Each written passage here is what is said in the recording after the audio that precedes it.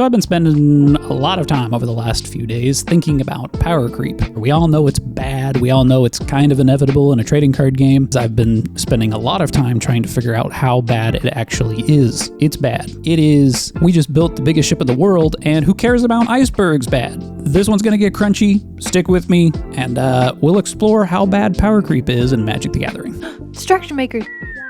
Before we can talk about exactly how bad power creep is in Magic, we need to discuss the methodology that I'm using in order to establish how bad it is. This is a system that I use when I'm analyzing my own games to try to figure out if any particular card that I'm designing has gotten completely out of line with where I want it to be relative to the power curve of the game. The way that I do this is that I assign a number of points to a card. And these points are based on how great of an impact that card theoretically will have on what is called the set points of the game. The set points of the game are the static numbers that never change, that sort of the rest of the game is based on. In Magic the Gathering, that's 20 life, 7 cards in your starting hand, 1 card per turn, and 1 land per turn. So when we're looking at power creep in this particular video, we're going to be focusing only on creatures. The reason why is because these are the cards in Magic that have the greatest potential to impact the set points, specifically the one that ends the game, which is the life total. So as I said, we're going to be looking at cards and assigning them a certain number of points based on their attributes and how directly they impact the set points of Magic the Gathering. And the best way to do this is to start with vanilla creatures. So when we look at a vanilla creature, it's something that's like a 1 mana,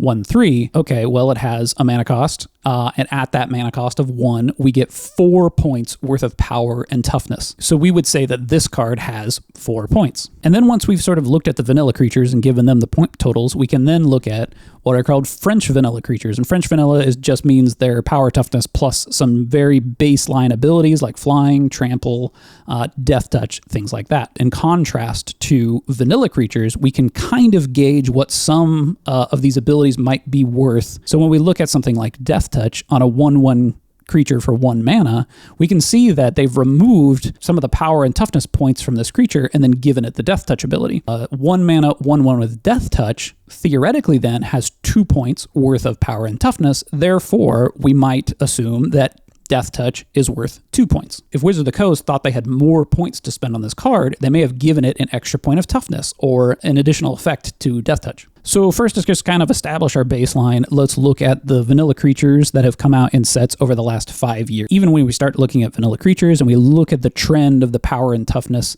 and where those point totals tend to cluster, we get an exponential curve, which makes a lot of sense for Magic the Gathering systems. The amount of mana each turn that you'll have is not guaranteed, so getting to the point where you can cast those higher mana value cards is much more difficult than casting things at 1, 2, and 3 mana. So the rewards for casting those things should also increase sort of exponentially because of the difficulty to do so. It also makes it so that once you get to those higher mana cost things, you're probably ready to close out the game, so those things can be substantially more powerful and game ending. Next, we'll move to French vanilla creatures, and we can see that these French vanilla creatures tend to fall in a similar pattern on the graph. The power curve is slightly different, but generally speaking, their point totals are relatively comparable at their various mana costs. After we've done French vanilla, we're going to take a look at something like a core set, like Foundations, to try to get basic sort of abilities that fall outside of the realm of vanilla and continue to extrapolate the point budget that might fall in line with the types of effects that are on the cards. So that's how I've kind of constructed this whole system. So let me describe the system to you, and then we can start to look at various Magic the Gathering sets and see how they compare over time. Each point of power and toughness is worth 1 point, but then in order to account for a higher power changing the clock, this is power's impact upon the set point of life total, we need to add additional points when we substantially change the amount of time it would take us to beat our opponent. So 4 power is worth 5 points. When we move up to 5 power, it's now worth another additional point. And the reason why this is because 4 power is a 5-turn clock against your opponent, and 5 power is a 4-turn clock. So there's a shift in how many attacks with that creature it would take you to beat your opponent. Then we get to abilities, and the abilities, no matter what they are always worth 1 additional point. So this would cover things like flying and trample and sort of most of the base abilities. There's a few that have been pulled out based on the budgeting that was done in Foundations that let us know that those are worth a few additional points. So the abilities that are worth an additional point are things that can do direct damage to players. We also give a point total based on the amount of value that is created by a card. So if a card draws cards, that'll be worth 1 point per card that it draws. If a card creates mana, that's worth an additional point for every 1 mana in addition that it would give you. Cards are worth an extra point if they have something like tempo advantage. So this would be cards that bounce opponents' creatures back to hand. We also award an additional point for an activated ability that does not have a limiter or has a recurring trigger. So things that say something like discard a card, and then an effect, or sacrifice a creature, and there's no additional requirement that limits that factor. We also will award an additional point for modality. So if an effect has a choice between multiple effects, another point is awarded for anything that has a permanent effect. So like a +1/+1 counter instead of an effect that says gets +1/+1 until end of turn. It also incurs an additional point if it's a mass effect. This comes up a lot with the lords. So let's say there's a goblin that gives all other goblins +1/+1. This is a mass effect that incurs an additional point. Also +1 point for searching libraries in any ways. This isn't like a perfect system, right? It really is just to help us get kind of a vague idea of where things are falling, and then we look for patterns. We're going to look for where the point totals on the cards tend to cluster at each mana value, and that will sort of give us an idea of the overall power curve of a given set. This also doesn't account for card synergies, right? Like we're not looking to see if there's a critical mass of a certain type of effect that a deck's strategy we want. We're just looking at baseline card power level. Okay, so now that that's all out of the way, we can look at the first set, the first full set we're going to look at, which is Foundations. So when we look at the Foundations graph, we can see a similar clustering of creatures around that sort of 5 and 4 point total at 1 mana. 2 mana value, we start to move up into the 5, 6, and 7, and we can sort of draw this power curve line that is intersecting with the clusters of points that we're seeing. Once we've gathered this data, we can go ahead and place the power curve from Foundations on our power curve graph that we'll add other sets to in a moment. What might be the next interesting thing to do would be to compare the previous core set to Foundations. Is Foundations substantially more powerful than M21?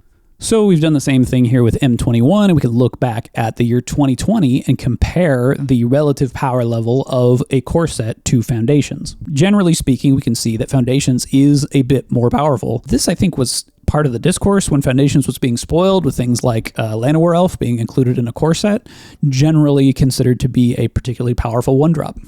So let's place M21 on the power curve chart alongside Foundations, and we can see that Foundations is a bit more powerful, especially at those higher mana costs, than M21 was. Part of this analysis is also to try to find sets that line up relatively similarly. So core sets don't tend to have a lot of multicolored cards. Multicolored cards would be something that would change the point assessment of the cards because they're difficult to cast. It's hard to get different colors of mana into play early, especially at those lower point totals. So when we compare these sets, we're going to want to try to compare apples to apples. So we then take a look at a set that kind of falls in line with that kind of design philosophy. What's another set that has a considerable amount of monocolored creatures and maybe doesn't have as many complicated effects? We're going to take a look at Theros Beyond Death. So Theros Beyond Death was released in 2020, and this was after Fire Design had kind of been implemented. And we can see that a lot of these point totals tend to cluster in similar places to what they do in Foundations. However, we do see quite a few more outliers on this chart, and those tend to be powerful mythics, and maybe a couple rares, but generally speaking, powerful mythics. And I have a couple here at the top labeled with 2 different mana values. And the reason why is because these are the Titans. The Titans are extremely powerful cards that can be cast at low mana values, but then are sacrificed, and you then play them from the graveyard later for their escape cost. So what's listed in the graph here is both the regular mana value and their escape cost. And if we sort of slide them over to where they would be located based on their escape costs, they fall a bit more in line with the other cards of the set, but generally speaking, these cards are pretty extreme power outliers. But there's something that's also a little bit misleading with the Theros set, and it's with the Titans and also with the God cards, which are also some of these power outlying mythics, in that they tend to have higher stat lines, but they have some kind of limiting factor. These might be pointed a bit higher than what they should be because of that sort of limiting factor. With the gods, you have to have a certain amount of devotion before they become a creature, and with the Titans, you have to escape them from your graveyard in order for them to hang around and be able to be used to attack. So let's put Theros Beyond Death on our power curve chart so we can compare it to the power curves of Foundations and M21. Next, we're going to take a look at Theros, the original Theros set from 2013, and compare it to the other sets that we've already talked about. So when we take a look at the graph for Theros, we can see that we have, again, those point clusters. Typically at the lower mana values, we're seeing a clustering of cards at those lower point totals. Again, we can take a look at the outliers here, most of them being mythics, and the ones that look really obvious are the God cards, which are at 3 mana value with 14 points. That would be Thassa, and the other 4 are hovering at 4 mana around that 18 and 17 point range. Like I said, this is still the case where the devotion abilities of these is not necessarily taken into account, so the point totals are probably a bit higher than they should be. They're probably not as far out of line as what they seem on this graph. So let's put Theros on our power curve chart. So next I wanted to take a quick look way back in time to another set that falls kind of in line with this idea of a lot of monocolored creatures, and that way we can kind of compare what the power level has looked like over time. So we're going to take a look at Onslaught all the way back in 2002, and then we can compare that to Theros in 2013, Theros Beyond Death in 2020, and also Foundations. After that, we're going to compare to a modern day set that came out in 2024, Bloomburrow. Okay, so taking a quick look at Onslaught here, we can see that the power level is substantially lower than most of the stuff that is going on today, especially at that single mana value range. We're down in the 2s and 3 point allocations and 4s and nothing really beyond that. And the curve itself is just a bit less steep than it is in a lot of these, and it's also extending out to the 8 and 9 mana value ranges, where you might need to play something like that to sort of end the game. And I remembering back at the time, there were these substantially high mana value creatures that were ending games. Something like Visara the Dreadful was seeing quite a bit of play in Standard. Okay, so let's place Onslaught on our power curves chart, and we can begin to sort of see how these the power curves of these sets has changed over time and increasing. Finally, we come to what we might consider a modern day set coming out in 2024. This is post-Fire and also post-Commander's introduction as being sort of the main format of Magic the Gathering. So let's take a look at Bloomburrow and we can talk a bit about what's going on. Already you can see that 1 mana value creatures are substantially higher in their point allocations, and even moving up into 2s, 3s, 4s, basically the entire point value at different mana costs has skewed much higher point wise. There's also something really interesting that's happening around 3 mana. At 15 points, we see a cluster of about 6 cards that are right there at 15 points. And these are all legendary creatures that are multiple colors, right? A lot of them are 3 colors, some of them are 2 color, but these are powerful legendary creatures that are meant to be used as commanders. And so we can see Wizards of the Coast sort of placing them in packs for the style of play. And this isn't really, we see a little bit of this with Theros and Theros Beyond Death, but those weren't intended to end up in Commander. Maybe some of the stuff in Theros Beyond Death, but original Theros Commander wasn't even a thought at that point. So we can't really explain away the God cards with that in mind. Well, here, based on this methodology, we could say that these Commander creatures that are meant to be your commander, these legendary creatures, are pushed at their power level. Now, they are 3 different colors, so we don't really know if this is in line with that kind of a mana cost, right? The burden of casting 3 colors here. Okay, so let's go ahead and place Bloomburrow on our power curve graph. And here is where we can really see a substantial impact of the power creep on Magic the Gathering in recent years. Bloomburrow is so far outside of what we have seen previously. If we compare it to Onslaught to Theros, right? That's an 11-year period, and we can see like, well, that's the sort of power creep that has happened over the course of 11 years.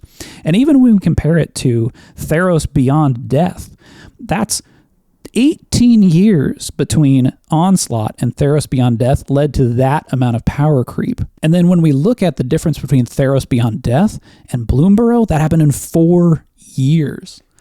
So look, I know this methodology is not perfect, but generally speaking, I think we've all felt this amount of power creep happening in the game, and we hadn't, at least for myself, seeing it in the numbers made me realize how substantial this impact has been and how big of a design philosophy shift this has been for Wizards of the Coast. Where previously, with Standard sort of being the premier format of Magic the Gathering, they were able to rotate these sets out and maintain control on power creep for a much longer period of time. And now with them trying to sort of like build the game for a whole bunch of different audiences, Commander, Standard, Modern, these Eternal formats, I think it's pushing them to make more and more powerful cards so that they can fit, so that people want to play them, right? They need to make an impact on the metagame as it is. And if everybody's playing in kind of an Eternal format, it's difficult to make an impact on that metagame. And I think the consequence that we see for this is the Standard metagame, in that it used to be somewhat of a slow format where there were a lot of sub games that could be played. Sub games meaning like an exchange as you're playing the game, and like if a card should sort of present a problem, you and your opponent kind of wrestle over that problem, and if your opponent wins that one sub game, you don't automatically lose the game. It's just one of many sub games that you will play during the course of a game in order to determine who's ultimately going to win that game. But as power creep sets in, more threats become so powerful that each one of them must be answered or the game is over. And then that's when you start to get into this feeling of everything's just a coin flip.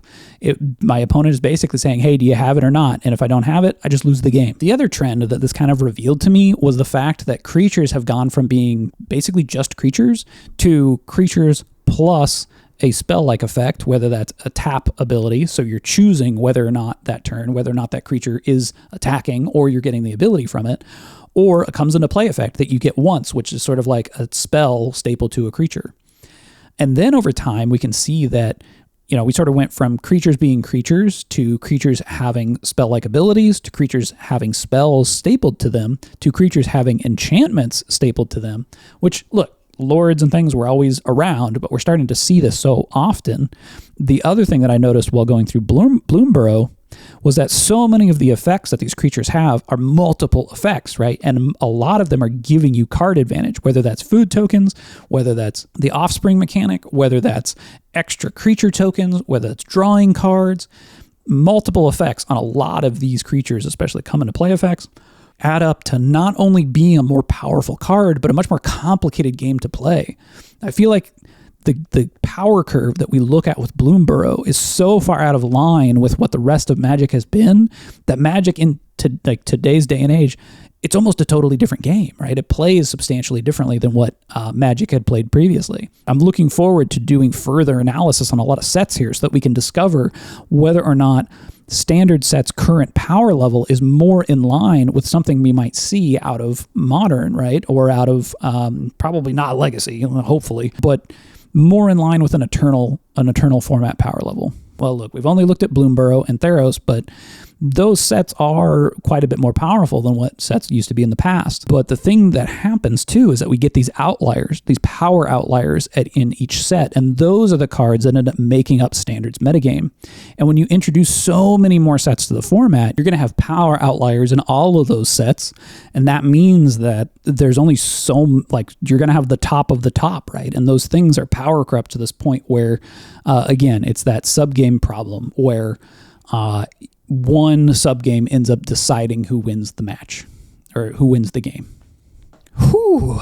Okay, well, that was a lot to get through. Hopefully you enjoyed this. Let me know in the comments. I realize that this methodology is not perfect, and it really is just to serve as a glance, a rough shot of what the power level of these cards might be.